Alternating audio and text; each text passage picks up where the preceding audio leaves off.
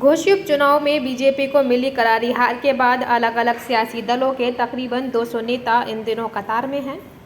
इनमें पूर्व विधायक, पूर्व सांसद, पूर्व जिला पंचायत अध्यक्ष, कई पार्टियों के पदाधिकारी भी शामिल हैं। ये सभी नेता किसी बस या ट्रेन की कतार में नहीं बल्कि बीजेपी की ज्वाइनिंग की कतार में खड़े हैं और अपनी बारी का इंतजार कर रहे हैं। घोषी उपचुनाव परिणाम के 20 दिन बीत चुके हैं और बीजेपी में ज्वाइनिंग रुकी हुई है। इस पूरे सितंबर महीने में बीजेपी में कोई भी ज्वाइनिंग नहीं हुई। कुछ ऐसा ही हाल अगस्त का भी रहा, जबकि पार्टी ने जुलाई महीने में जब मिशन डोमिनेशन अभियान की शुरुआत की थी तब उसकी कोशिश यही थी कि पार्टी हर हफ्ते या 15 दिन में विपक्षी दलों के नेताओं को ज्वाइन कराएगी। लेकिन इस उपचुनाव में दारा सिंह चौहान को जो हार मिली, ये उसी का असर है कि अलग अलग सियासी दलों के नेता फिलहाल अपनी बारी का इंतजार कर रहे हैं। आज की इस रिपोर्ट में हम आपको ये बताएंगे कि किस क्षेत्र से दूसरे दलों के कितने नेता बीजेपी ज्वाइन करने की कतार में खड़े हैं।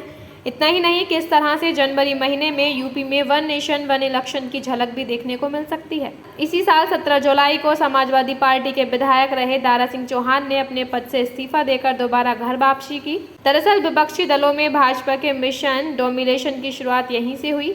उसके बाद 24 जुलाई को ही पूर्व मंत्री साहब सिंह सैनी, पूर्व विधायक सुषमा पटेल, शालिनी यादव, पूर्व विधायक जगदीश सोनकर और गुलाब सरोज के साथ साथ पूर्व सांसद राजपाल सैनी भारतीय जनता पार्टी में शामिल हुए।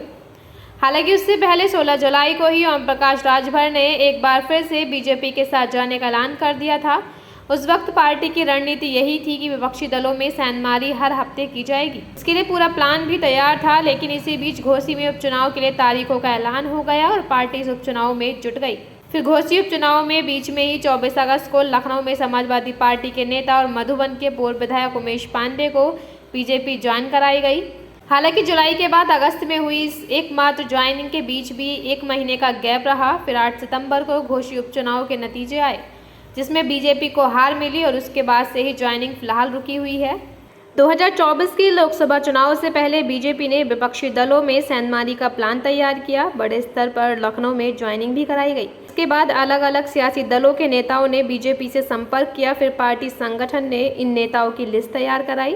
पार्टी ने एक ज्वाइनिंग कमेटी बनाई और इस कमेटी के पास तकरीबन ऐसे 200 नेताओं का नाम लिस्ट में तैयार है। इस लिस्ट में सपा, बसपा, कांग्रेस, आरएलडी के नेताओं के नाम शामिल हैं, जिनमें कुछ पूर्व सांसद, कुछ पूर्व विधायक, कुछ पूर्व जिला पंचायत अध्यक्ष और पार्टियों के पदाधिकारी शामिल हैं। हालांकि अलग अलग दलों के जो नेता बीजेपी ज्वाइन करने की तैयारी किए बैठे हैं, लगातार उनका प्रेशर भी भारतीय जनता पार्टी पर कहीं ना कहीं बना हुआ है। इसी के चलते भाजपा अक्टूबर महीने में एक बार फिर से ज्वाइनिंग प्रक्रिया शुरू कर सकती है।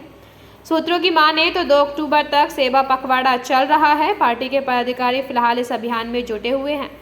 इस अभियान की समाप्ति के बाद फिर पार्टी उन नेताओं को बीजेपी ज्वाइन करा सकती है जिनकी पॉजिटिव रिपोर्ट पार्टी को मिल चुकी है और जो लंबे समय से ज्वाइनिंग का इंतजार कर रहे हैं। इस समय पार्टी के अभियान चल रहे हैं, अभियान पूरे होंगे, फिर हम समय समय पर समीक्षा करते हैं और समय समय पर समीक्षा करके पार्टी में आने वालों का हम स्वागत करते हैं।